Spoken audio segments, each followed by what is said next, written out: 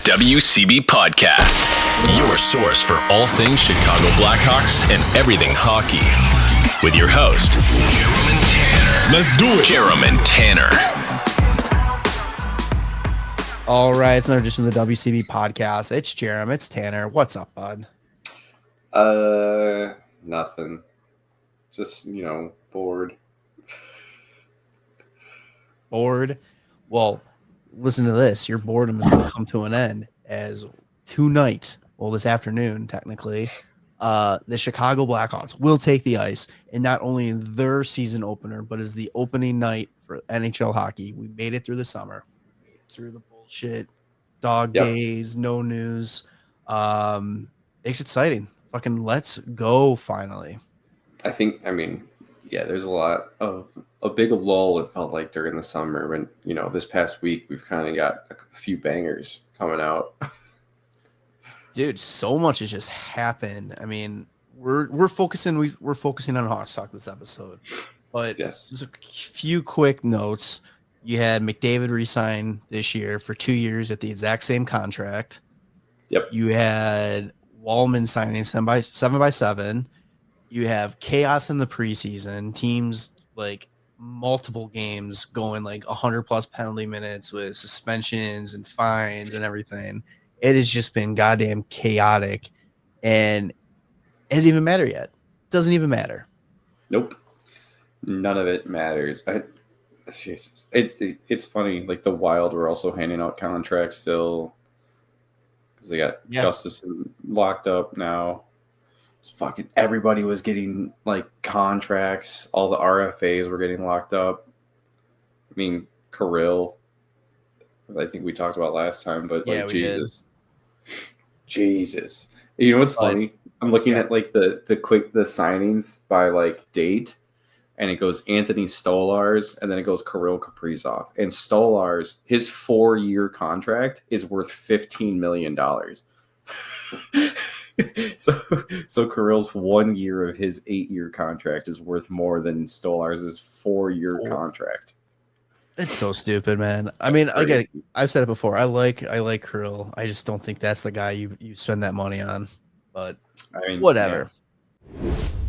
What's up, guys? Before we get into this episode, I just want to take a quick second to ask you guys a huge favor. If you're listening to the show on either Apple Podcasts or Spotify, or even on your favorite platform, make sure you are subscribed or following the show. And if you're watching this on YouTube and you haven't already done so, make sure you hit that subscribe button, like this video, leave some comments, share it with your friends. And if you, just so you don't miss any future episodes, make sure you hit the little bell button so you get notified when we post new content. We appreciate it. And now let's get back to the episode.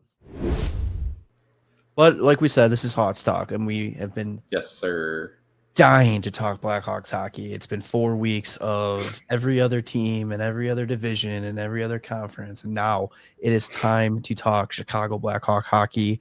It's an exciting time of year. We're moving into our 7th full season covering the Chicago Blackhawks on this podcast. We started our first year in the playoffs, but it's, I don't know, for the optimism that I have for this team, not going to playoffs, but I think it's going to be a lot more fun than people anticipate for the season.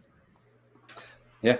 I think this is the year where it starts to look up. I think last year we were hoping that would be the case, but some of the UFAs didn't, or some of the free agents that were signed didn't really pan out that way. And it was kind of more of a transition year where started out very veteran heavy and end of the year very young, very much the youth movement coming in. And I think that's where the excitement started. And we were all like, fuck, like this ended too soon now. Like we have to wait the whole summer to see this happen again. So now that the time is here, it's like, all right, hell yeah, let's go. Yeah, and I think what's going to make it really interesting going into the season too, it's like, I know like what you're saying, like the youth movement came kind of too little too late last year. Now it's going to be one of those, it's like, okay, should we have started that even sooner last year, or is it going to turn into a fucking disaster with these kids not truly having like the experience, at a full season and all that kind of stuff too? I don't know. I mean, you really couldn't do much last year. Like, you couldn't bring in Rinzel earlier. You couldn't bring in Moore earlier. You couldn't bring Ryan Green in earlier. Like, they came when they came, and when they did, it was like, oh, this is fucking sweet. Yeah, no. And like, even with the, like, it's kind of crazy. Like, with their like youthful injection into the lineup, you also got Frank Nazar, who was like, oh yeah, I'm gonna be really fucking good now. You're like, oh fuck yeah, dude. I don't even think it was him saying I'm gonna be really fucking good now. I think he's like, all right, got my chance now. Let's go play my game, and people are realizing how fucking good he was or is. Maybe, dude, it might have just been like the fact that there's more like college kids that were just on the team that like had speed and everything, that he was just like, let's fucking play, like let's go. Like, I don't know, but I'm excited because Frankie, baby, 4 goals in the preseason. Let's go. Looking absolutely sick. And what I really like too is, I don't know if it's, credit to Hawks social media if they're doing this on purpose after all the talks about everybody being miserable here, but the amount of content of Nazar and Bedard together that they put out, and just like even like stills, like the last preseason game they all played in, it was Friday, them walking into the arena, they're like smiling, laughing, and just photos of them, and it's just like that it has me excited too, because it's like you could tell that they're playing, in their mind, they're playing with house's money, like they're young kids getting an opportunity to play NHL hockey and have a huge role and responsibility, and there's no expectations for them. Right. I think it's the expectation is just to get settled in to what they're being taught, really, with Blashill, and then building on that. Like, I think that's what it is. Like, he knows they have the skill. Now they just got to put it together with the way that he wants them to build together, 100%. I think that was like the biggest thing that was missing, like with the past coaches. It was just kind of like, okay, like these guys know how to play hockey, but like, what are we doing out here? Yeah, it definitely, there definitely feels different with Blashill. Like, it definitely feels like coaching with a purpose versus coaching just because there needs to be a coach out there. Yeah. It's nice. I'm really excited for the way that the season's going to be, and I really think it's like there's a lot of excitement, and I think right off the bat, like, probably going to surprise some teams. Maybe I think the Hawks will start pretty hot. I kind of feel it. And then maybe tail off a little bit and then finish the season pretty hot too. Because I think, once they make whatever moves at the deadline and then bring in whatever guys at season's end early or whatnot, like, you'll get that second boost like they did last year. But I'm fucking excited for just game 1, Yeah. So I'm trying to think what's the best way to take this now. Well, let's real quick, since you talk about starting hot, here's who they start between now and the next time we will record. They got Florida tonight, then they go to Boston on Thursday. Also, the Florida game's at fucking 4 p.m. Yeah, it's stupid. Cool, thanks. Yeah. Then they come home for their first 2 home games. They got Montreal on Saturday and the Mammoth on Monday.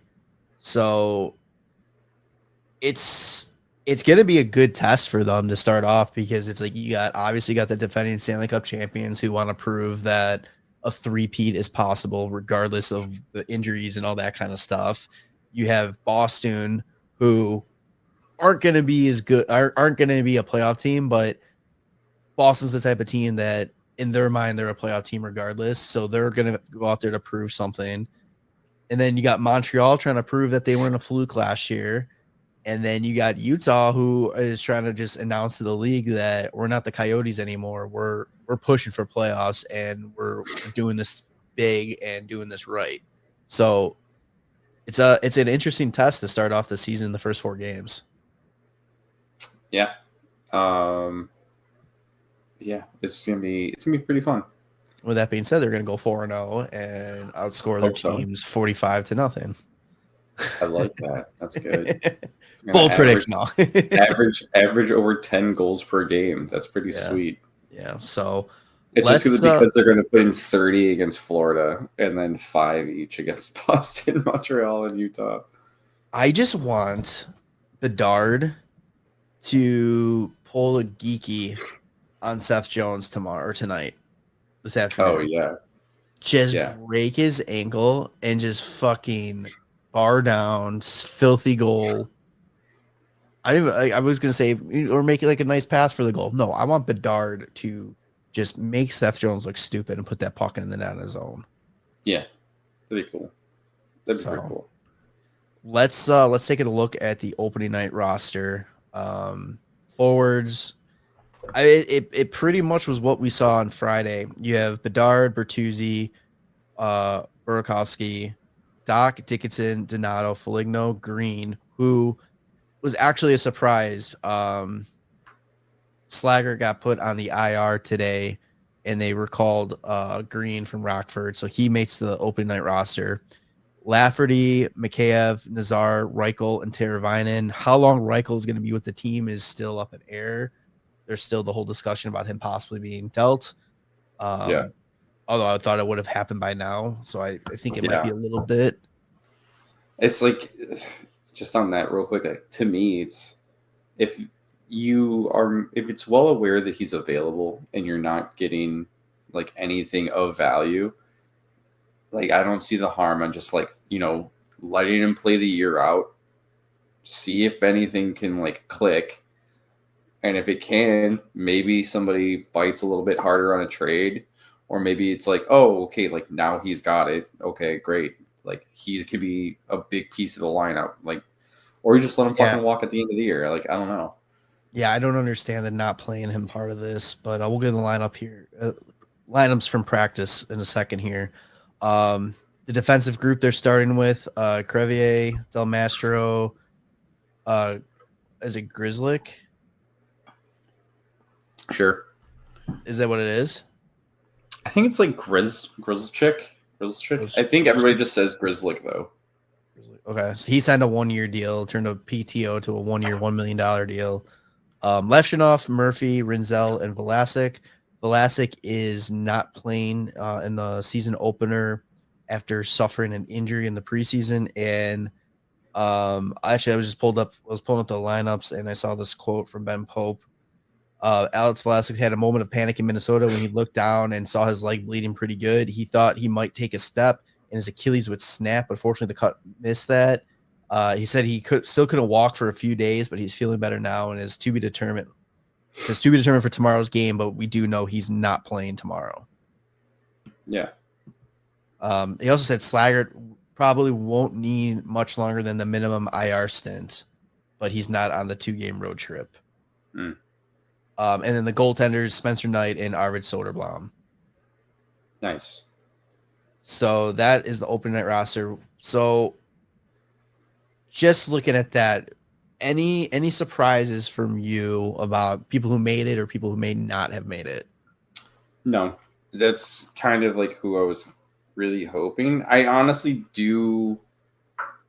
I was thinking maybe it would be better for Levshunov to be in the AHL to start the year, but I think they're just like, yo, we're gonna fucking just let the kid off the leash. Just and know that like mistakes will be made, but like fuck, he might do something cool. I think that's what it is. I definitely think that's got something to do with it, but I also wonder if there's like all right, Korchinski, you're starting Rockford. Yeah. Once Leshunov starts fluttering a little bit, if you're performing in Rockford, we'll make the swap. Kind of to give both kids time at both levels to get what they need to snap into it. I mean, I agree with you. Leshunov, I thought should have probably started. I think you have enough of a decor. I wonder. Well, no, because that doesn't make sense. I was like, I wonder if the Vlasic injury changed anything, but it doesn't make sense because there's still plenty of guys to fill the roster. Yeah, they also just had Kaiser and Levshunov like buddied together the whole time. Which I mean, if they're if they're really looking at Levshunov, like obviously like they should, like as a big piece of the future, the best thing for Kaiser is to like find out the best way to complement one of the future core pieces, because that's how you have job security. Dude, he needs to find a way to be this core's Hjalmarsson. Kind of, you know what I mean? Like a complement that, like you said, like that perfect complementary piece. Like whoever can be the Hjalmarsson on this team and our defensive group. And I'm not talking about blocking shots and all. I'm just saying that really good defensive piece. Yeah. I mean, that's gonna be fucking huge. That's all we need. We just need a fucking generational talent defensive defenseman. That's all we need. That's all we need. Yeah, Alex Vlasic. Forward group, I know that there's been a lot of like chatter on social media and Hawks Reddit and all this about questioning why Oliver Moore isn't on the opening night roster for this team. Oh, there is. And, there's a lot of people saying it. Even Ben Pope was kind of like talking about being a little surprised that he didn't make it. But I see no issue whatsoever about him not making it. I think it's the right move. I think you got a good taste of what he can do in the last few games last season. He looked great in preseason and definitely shows what he can bring in what he's going to add to this team when he's on it. But he still needs a lot of development. He's still very green in the terms of professional hockey. And I think a stint like Nazar is exactly what he needs. That's what you need to do. That is the blueprint for these high-end forwards, quote-unquote high-end forwards, I should say. Top 6 forwards. Is they need to be treated how they treated Nazar. Especially if Nazar continues to just exceed expectations and kill it. Yeah, I don't remember anybody being like, oh, I can't believe Nazar didn't make the team last year. Because I think they all were like, okay, yeah, he's going to start in Rockford. And like, I don't know why Oliver Moore is like a different story. I think it makes more sense to be like, okay, like you're making this next step. Like you got a taste last year at the end of the year. Like we like what we saw, but we'd like to see you like do fucking super well at this level. And then we'll bring you up eventually. Like I think for me, it's just if you don't have a spot in the top 6 for him open, don't put him just like in the lineup on like the 3rd or 4th line right now. Like just let him get like top power play minutes, top line minutes in the AHL and just fucking kill it down there. And then, it can be a call up. That's why I think when keeping Ryan Green makes more sense, because I think he's going to be a future 3rd, 4th line guy. That's going to be, I think, pretty important though still. Yeah. But like that's where they're going to put him, 3rd or 4th line right now. And that's what I said in our group chat when we were talking about it.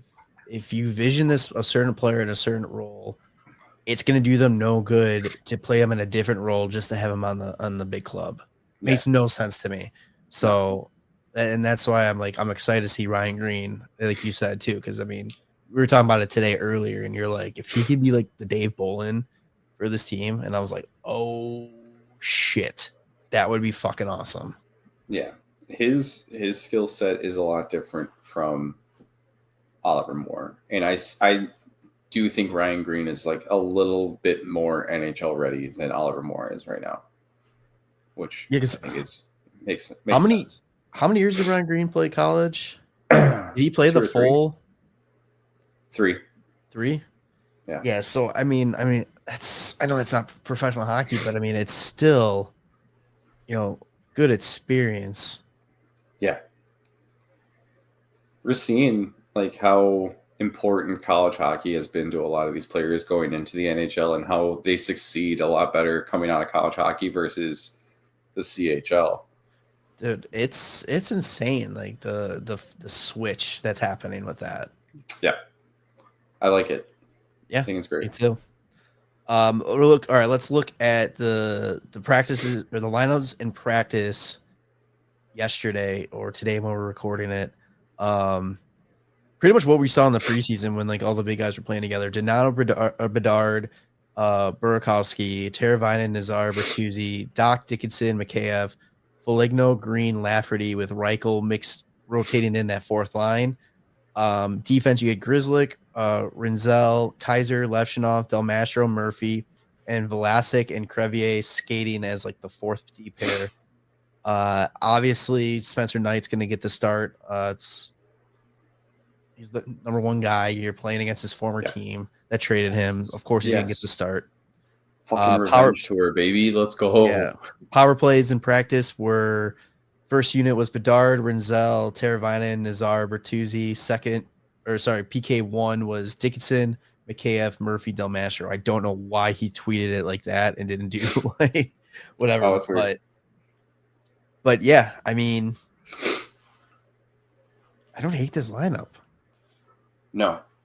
Like, I really liked what Teravainen, Nazar, and Bertuzzi were doing in the preseason. They looked really great together. And I know you're not a Bertuzzi guy, but he just if looked like it was he found his line in this preseason. Stella got his groove back.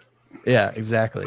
Like ever since that one preseason game where he kept the puck at the blue, like by inches, he dove and he knocked and kept it in. He just seems like there's just been a spark in his game in what he's played, and God, I hope it can translate to regular season hockey. Yeah, I mean, his best season in Detroit was under Blashill, right? Yep. I'm trying to pull that season up. What the fuck was it? 62 points in 21-22. Yeah. Jeff Blashill, coach of that team. Also, is that... Sorry, I'm just looking something up. Okay, yeah. Moritz Seider, his rookie season, where he won the Calder, that was also Blashill's as coach. I got a great fucking feeling about him, man. I really do. If he could be that good for Moritz Seider and that good for Bertuzzi, like I'm pretty sure he'll be pretty goddamn good for all of our young defensemen that we have, and our Bertuzzi that we have now too. I don't know. I'm excited. Yeah, catching up on quotes and stuff from Jeff Blashill too. Talking about Lucas Reichel, what he told him about what it's going to take to fit in the bottom six role. Said you have to value the puck. You have to be very good defensively. You have to be more willing to chip it in at times and live another day. If there's plays to be made, make them. Ben Pope says, I mentioned Reichel didn't play bottom six all of last year. Blashill called this a reset and everything must be earned again. So it sounds like they're just trying to make him miserable just so he's like, I want fucking out. I'm so confused. Whatever. Yeah, like I hope he can do something, and if not, let him loose. I think we have enough young talent coming up in the system at this point that I'm not going to be super upset if Lucas Reichel doesn't hit anymore. Yeah, I mean, now it's house's money now. Okay, if it works, awesome. If not, next man up. Let's go. Like, yeah, there's a bunch of guys that are literally going to be coming up in the next few years. But yeah, fuck yeah, dude. I don't know. Should we just talk about?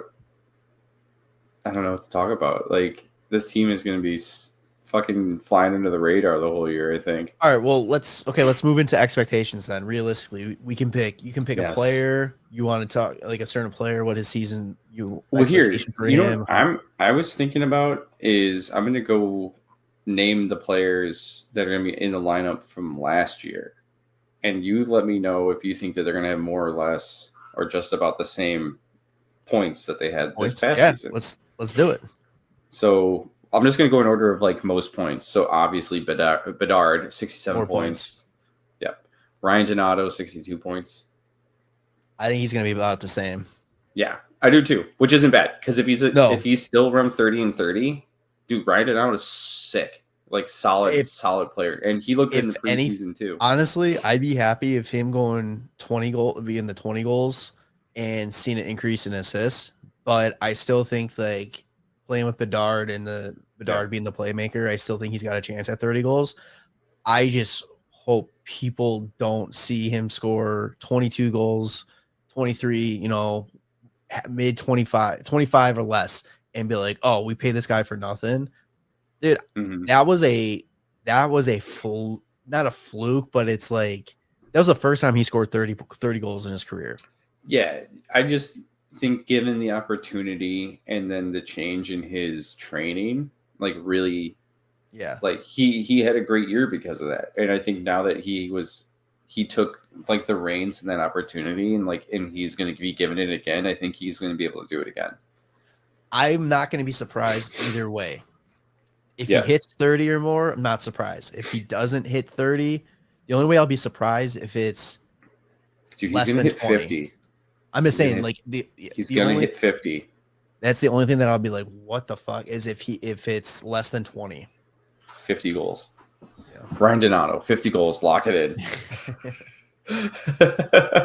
That'd be crazy. He only took 182 shots. That'd be insane. All right, Tara Vinen, 58 points. My gut says more. When we say more or if we say less, it's going to be at least 5 or more or 5 or less. And if it's in that range, we'll just say it's about the same. So if he had 5 or more points, it'd be 63 plus. I can see that. Yeah. If that line is able to have that kind of chemistry that they showed in the preseason throughout the entire season, yeah, I can definitely see 5 or more, at least 5 more points. Yeah, I think the power play is going to be hitting a bit better this year too, especially with Rinzel on the back end, and he had 24 points on the power play. I think he's going to have more than that too. Dude, what blows my mind too about our power play, sorry, is I kept seeing like the stat. I forgot that they were a top 10 power play last year. Yeah, which is crazy because who the fuck was playing on the blue line for the whole time? Tyler Bertuzzi, 46 points. He's got to be more. You would hope so, right? It's got to be. Yeah. He was a minus 39. It's like everybody's shitting on Bedard for being a minus 36. Like Bertuzzi's a minus 39. Dude, that's hilarious. Bertuzzi doesn't do better this year. Ugh, I'm on your team. Yeah. Nick Foligno, 35 points. Less. Probably. That's my guess. It's going to be less. I think he's going to play a lot of fourth line. I think he'll be health bombed a few times too. He was still playing like first line minutes last year at the beginning of the year. Right. And geez. Mikheyev, 34 points. See, that's him. That's interesting because I feel like it's going to be the safe bet's going to be the same. Yeah. Based on playing third line. But he has the opportunity to, I feel like he's one of those guys that if they need to shuffle things up a bit, he'll get moved up. Yeah. And he can easily put up more points if he gets an opportunity to play. Because, I mean, he looked pretty good. It was Bedard he was looking pretty good with, I think, towards the end of the season, right? Yeah, because of the speed. He also, once, for whatever reason, like, he was killing it on the penalty kill. He had 3 shorties. Yeah. Let's see. All right. Vlasic, 30 points. I think that's about right. That's the type of his type of player. I mean, he had 12 points on the power play. I don't think he's going to be getting much power play time this year. So I think that's at least top unit. Yeah, it's going to hurt him a bit. But I do still think the Hawks are going to be better off this season 5-on-5 than they were last year, so that might help. But I'd say 30 is going to be about right, and might be less because I think he's just going to be utilized less in the offensive ways that he was. And that's all it needs to be. That's who he is. That's his what he plays as. That's all it needs to be. He doesn't need to be anything else. I mean, if he's paired with Rinzel, it's possible that he just also puts up points. Exactly. That way. Frankie, 26 points. Can you do triple? Yeah. So way 70, more. 75. Absolutely. Reichel, given the chance, if he plays, if he's not moved, 22 points last year. It's up in the air. Yeah, hoping for more. That's not a fair one to say because like I said, I don't think he's going to be here much, and if he is, he's not going to be playing a lot. Yeah, I think that's pretty much it for the guys I'm going to cover because like everyone else didn't really play like a full season. It's just kind of like like 25 games for Dach, 33 for Slaggert, 18 for Levshunov. Like I think all these guys are going to put up more points. It's just are they going to put up more points? Will Rinzel put up more points in 42 games than Seth Jones did, where Seth Jones had 27 points? Oh, 100%. I think so. I think it's possible. Dude, I think Rinzel is going to be an easy fucking Calder nomination, and I don't think a lot of people recognize that. Dude, I'm saying he's winning it. Yeah, I do too. It's funny because like Frank Saravelli brought it up like late last season where they're like he's going to be in about the same, if not in a better position than Brock Faber was in his first season. And like he was a Calder runner up to Bedard. And I think Rinzel's gonna I think that's completely true. I think Rinzel will easily be a nominee. I don't know if it's the Hawks bias here that I don't think the rest of the league and the rest of the league fan bases know what they're about to see with Rinzel. Yeah. Dude, even in the preseason, like it's when he has the puck, like I don't think I've ever felt so relaxed to see a defenseman take the puck up the ice and into the zone. He's so fucking smooth. It's disgusting. It is crazy. And then he's so calm under pressure. It's crazy. Like he doesn't have the speed of Makar, but he has like the calm demeanor and like the vision, and I'm just like, Jesus. He's got that giraffe vision. His neck. He does. He's for everybody. Look everyone. Dude, his neck is ridiculous. When do you think he gets his first goal? Or who do you think gets their first goal first? Levshunov or Rinzel? Rinzel. You think? Yeah. Dude, I kind of feel like Levshunov is just going to be ripping the second he touches the puck because that's what he does. And one of them's going to go in before Rinzel gets a chance. It would be sick if the Hawks win 2-0 tomorrow. Rinzel, Levshunov will get the goals. And while Seth Jones on the ice, it all comes back to just making Seth Jones look stupid. But it's like, yeah, that's how offensive defensemen are supposed to play in Chicago, bitch. Yeah. Yeah, bitch. Like, what do you think Shea Weber is going to do this year? Oh man, he apparently played a couple minutes in preseason. Did you see that? No.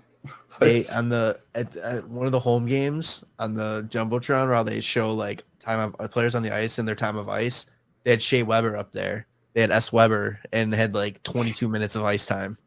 What the fuck? Yeah. That's weird. It's so stupid. Do you think we could offer Shea Weber's contract to San Jose? Yeah. You're just collecting all these contracts now? Yeah, but we're going to use it still. No, I know. We need it. For the unfortunate timing of the trade deadline when guys like Dickinson and Mikheyev are probably off the team. All right, let me ask you about Colton Dach. He's a guy that you've been like teetering on, like I want to get excited, but I don't want to, but I do, but I don't. What's your expectations for this kid going into potentially his first full season as a Hawk? Well, I think it's going to be tough because I feel like he's going to get hurt, but it's just because of the style of play. Like he really, I was like, I don't see why they're playing him the way that they're going to play him. And then they had the preseason game against the Blues where he fucking gets in a fight in the second period, which helps the Hawks come back. And then he absolutely smokes Oscar Sundqvist in the open ice. And then that just leads to Oliver Moore scoring because everybody wants to go after Dach. And I was just like, oh, fuck. Like, yeah, dude, be that player. Like, be that fucking guy, man. Like, if he can do that, I was so hyped for that. I was like, okay, yeah, he's got a spot on the team if he can continue to do that the whole year. And then he had that sick goal against Detroit. Minnesota. Was it Detroit? Detroit. I was gonna say he's got his flash of like offense genius out there too. Dude. Like randomly, I thought it was someone else because he was like moving pretty quick, and then just Cam Talbot just bit on nothing, just gave him like the top of the net, and he just like tucked it up there. I was like, oh, okay, like works for me. Like I think if he continues to do that kind of shit on the third line, if anybody like falters on the top two lines, like Dach, you're bumped up. Bertuzzi, you're down. Anything to get Bertuzzi off of the fucking.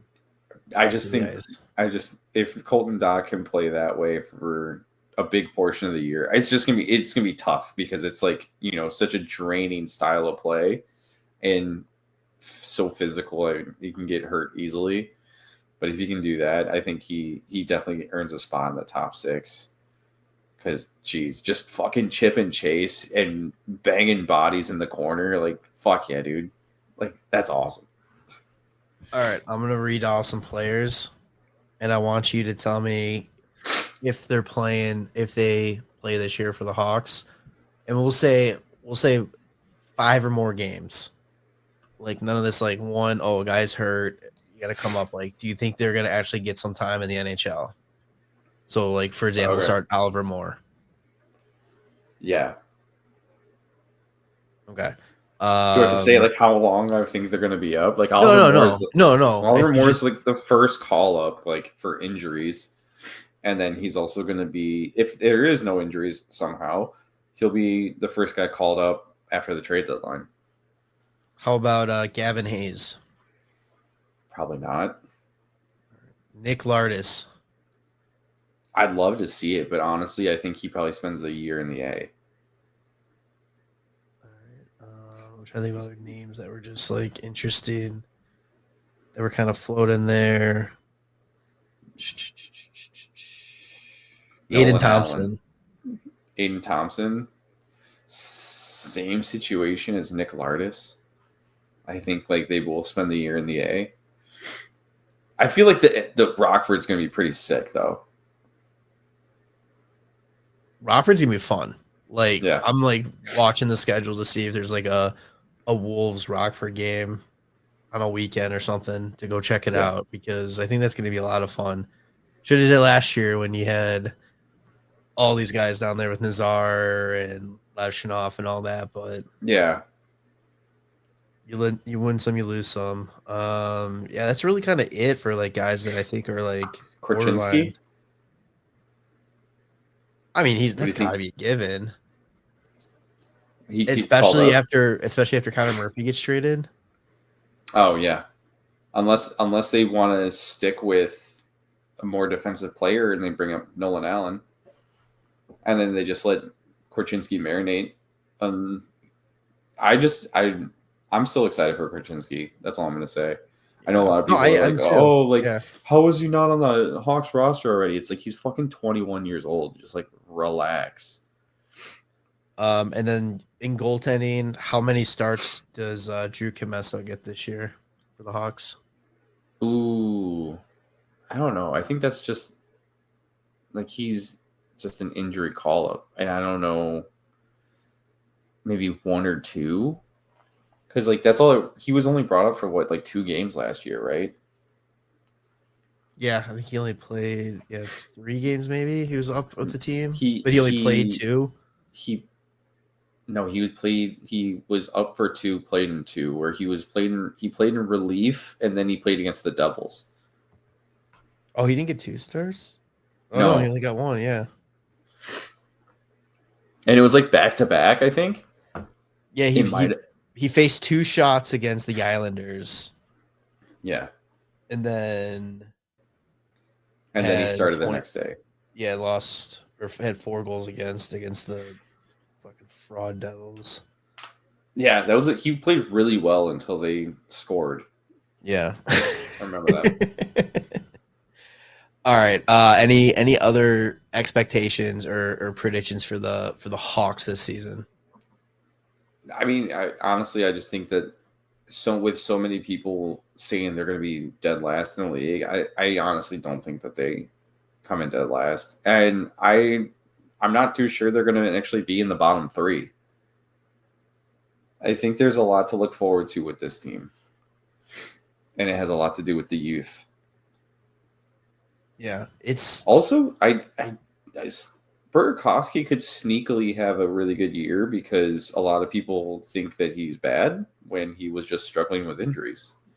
Do people think he's like, was that the perception before coming to Chicago, or is it because he plays for Chicago now that everybody's like, oh well, he's bad, he's washed? Because I was trying to figure that out. Yeah, I don't know. I just don't think he was given the same opportunities in Seattle as he was in Colorado when he put up 61 points in 80 games. Oh, he's got one more year too. Yeah. So he's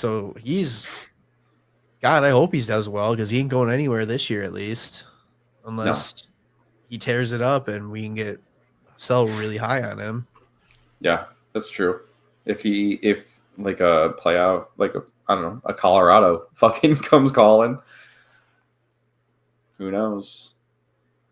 But yeah, I like the way this team looks, and I like what we have available should somebody go down or a trade happens. Like there's a lot of excitement. I'm just so excited to see this. I know it's not. There's gonna be a lot of games where it's gonna be like, oh fuck, here we go again. Like we're not making any steps forward. But I think there's gonna be more games of like, we lost, but they fucking looked great losing. Like you could tell these kids get it. They're having fun out there. They know what they're doing, and it's just gonna prove so much for them down the line. And when it comes time to actually compete and play significant, meaningful games. Yeah. Do you think that they hit 30 wins this year? 34. No, 33. 33. Yeah. So seven more wins. Or no, sorry, 8 more wins than last year. Yep, and one more than Dice predicts. Yeah, there you go. Yeah. No, I think it's realistic. I mean, I don't see any reason why because like how many one-loss games last year or like just stupid mistakes cost them wins last season or overtime points. Like you change the outcome of a handful of games. I don't see why this is going to be any different. And again, just because they find a way to win 7 more games or something, or 8 more games, it's not going to affect their draft lottery standings. No. Like this entire league is getting good. Like you're still going to put up a lot of points and still be considered at the bottom of the league. That's just how it is. 70 points is not like a decent not a decent. I mean, it would be a decent season for Hawks. I'm trying to think how I'm trying to phrase that. 70 points is not a disappointment. Is not disappointment. I mean, 70 points before was like, oh, you're in contention for a playoff spot at like 10 years ago. You know what I mean? Like the way the games have evolved, it's like this game's evolved and teams have evolved. Like 70 points goes from, you're fighting for a playoff spot to, hey, you're making improvements, but you're still got a ways to go. Yeah. Playoff spots are typically like 89 plus points. Yeah, you have to be almost like, it's literally getting to the point you have to be fucking perfect to make the playoffs. Yeah. So, let's do one more segment for the Hawks before we get into predictions. It is the very first edition, if I can find my mouse, of Tanner's Farm Report. I miss that. Yeah, buddy. Fuck, getting hot on the farm already. Holy shit. You ever heard of Roman Canceroff? Talked about him last year. This kid's going to be sick. He's already got 12. He's already got 12 points in 12 games in the KHL. He's 21 years old. Yep. I'm sure if his season ends before the Hawks, he gets signed and brought over, much like Demidov last season. But his team's actually pretty good, so they might actually their season might go longer than the Hawks. Other than that kid, you ever heard of a little guy named Anton Frondel? Zach? The not top 15 draft pick type of player. Yeah, dude. Yeah, he's got 5 goals in his last 2 games. he's just lighting it up right now in the SHL, which is crazy because like he went from playing in Sweden's like second tier league to now the top league, and he's got 6 goals and 2 assists in 9 games. So he's almost a point per game. Some CHL guys, like their seasons have started. So Nathan Bem, he is on the Kamloops Blazers. 4 games played, 4 goals, 3 assists, 7 points. Van Acker, he's got 3 games played, 3 goals, 2 assists, 5 points. Jack Pridham's got 2 goals and 2 assists in 3 games. Just swapping over to NCAA, you got Sasha Boisvert. All right, they gave him another point, so he's got 1 game played right now with a goal and 2 assists. Oh, fuck yeah. So that's pretty sick. Proving why he was the rookie of the year last year. Yeah, right.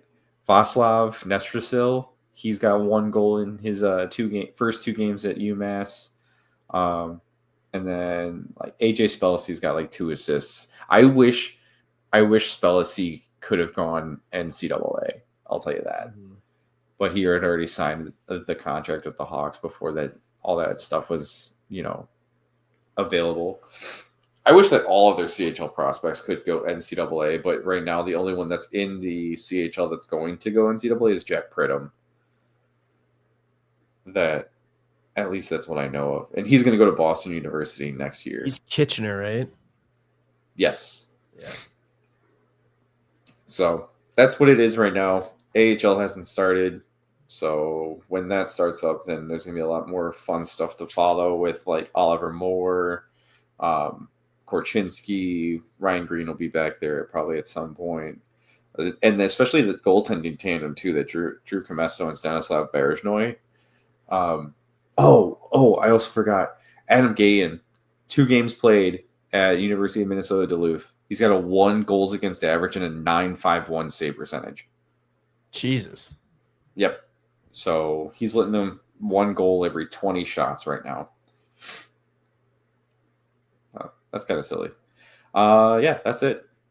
All right. All right, let's wrap this up. I know you got men's league tonight. Fuck yeah, dude. Predictions for the season. This is the entire NHL. Who do you have as your Western Conference champion? Oh, probably going to be like Colorado. All right, who's your Eastern? I would love it. I would love for it to be like somebody completely new. Yeah. Like, no, I don't know. I don't like anyone enough. Vegas has a really good chance. It's Vegas, Dallas, Colorado. Those will have the best chances. Eastern Conference. Fuck me, dude. I don't know. The Devils. Just really? Kidding. No, I'm fucking kidding. I hate every team in the East. Like, I would say Toronto, but I think that they're still not going to make it out of the first round. I don't think the Lightning go back to it. Florida's not even going to make the playoffs. I'm not even kidding. I don't think Florida's making the playoffs. Like, we made our Eastern, or what was it, our Atlantic predictions before Barkov got hurt, and I'm like, That's it. They're done. They're toast. Like, you don't have 2 of your best players until Christmas, and one of them is gone for the whole year. No, fuck out of here. Your whole division got way better. I would like to see Eastern Conference Final. Dude, let's let fucking Washington make it. All right, so you got Washington versus Colorado. Who's winning it all?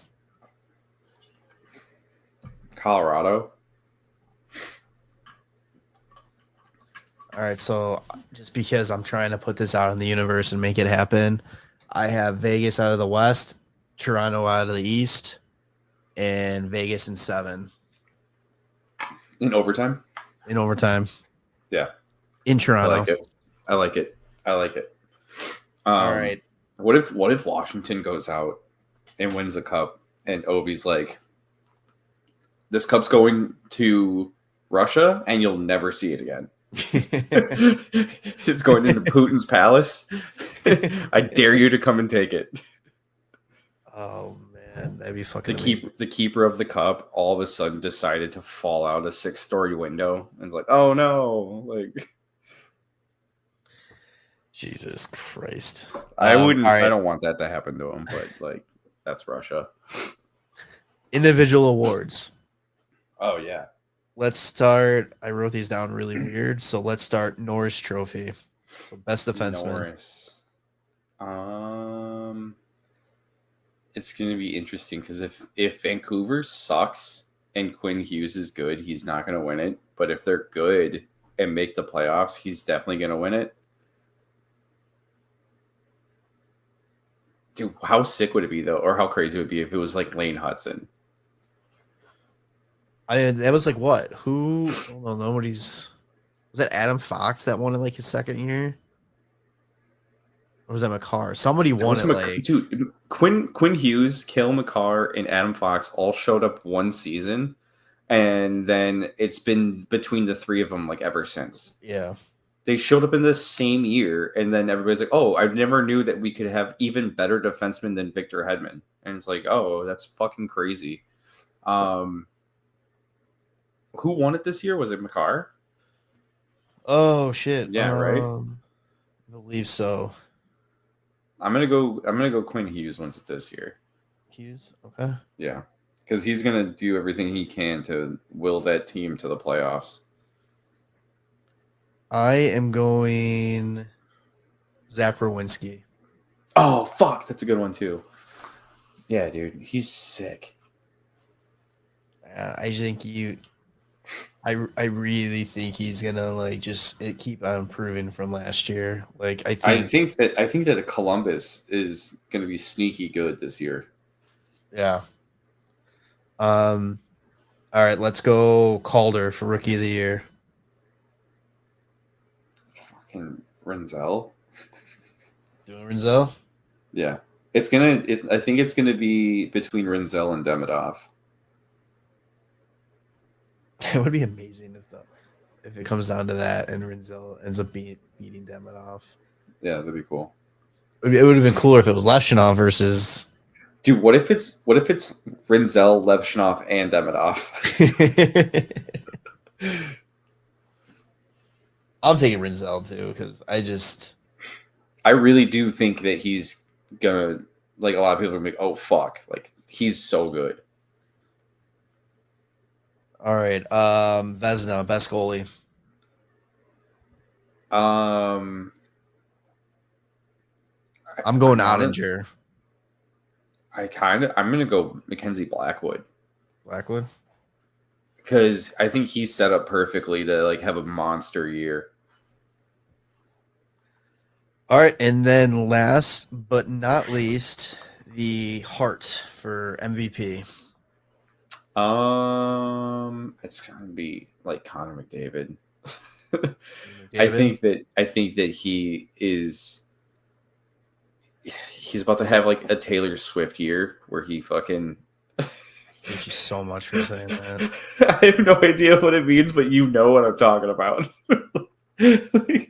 It's him versus the world. Let's see. Who would be like the anti-McDavid then? Brad Marchand.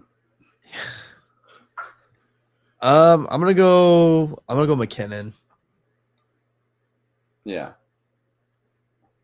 because like same thing with like Norris. You know, it's gonna end up being fucking Kucherov. Like he's had the most points the last like 2 years.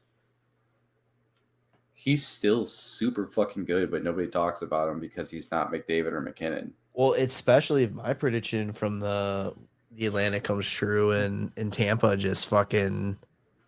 It's like, okay, picking at the bones of Toronto through all their changes, and Florida playing so much fucking hockey. Tampa's just gonna fucking walk into a top seed out of the Atlantic. I could see it. Yeah. So, all right. Well, we are officially done with preview season. That means from now on we get to talk results and actual hockey. Let's fucking go. Yes. Any final thoughts before we head into the season? Like I said, Florida misses the playoffs. I think.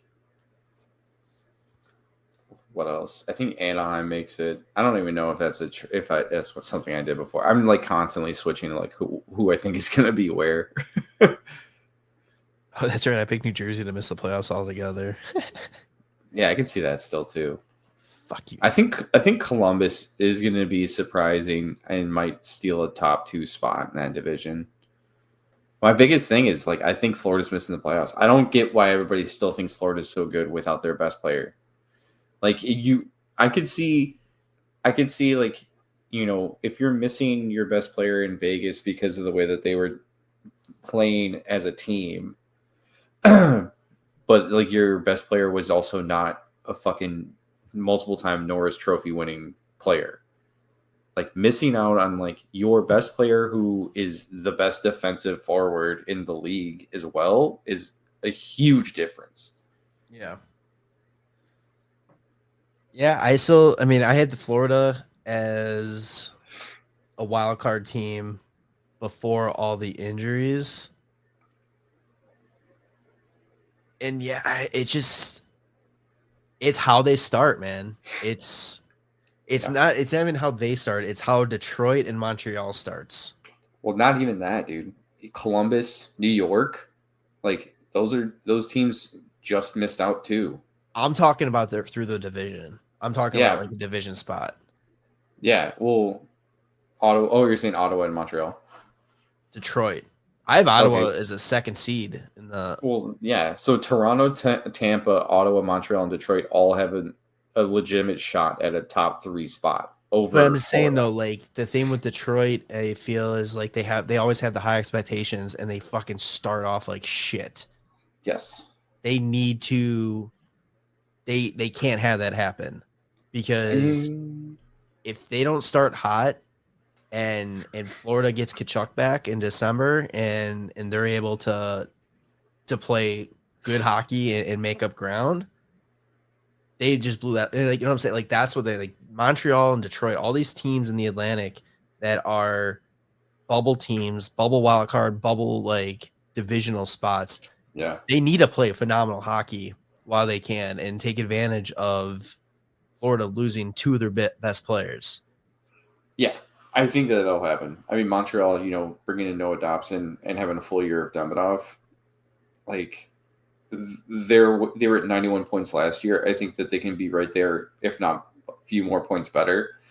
Ottawa, same situation, right there at 97, if not a few points better. Florida, I don't see how you even get to 98 if you're missing your best player. Like you're going to drop a few points, and if you're dropping 3 to 5 points, that might knock you out of the playoffs. Yeah,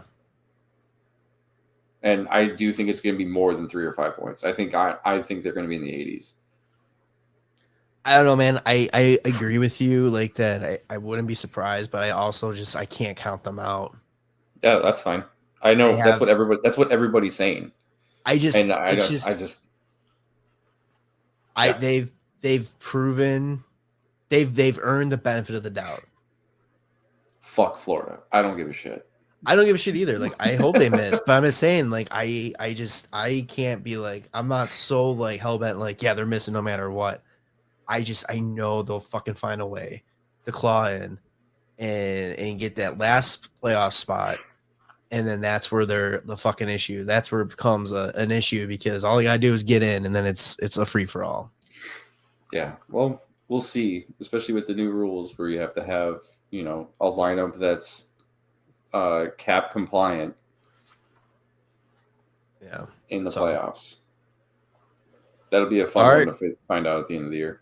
Yeah, it's gonna be fun. It's a lot of storyline. Fuck. Sorry, I got the Cubs game on in the lower corner here.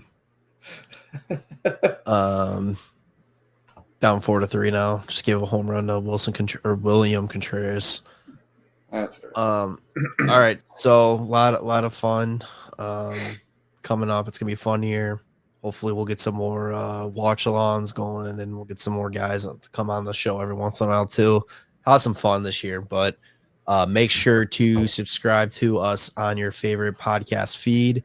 We're on all major podcast feeds and Spotify, Apple Podcasts, the big two. Subscribe to the YouTube channel, social media at WCB Podcast, and we'll see you on the next one.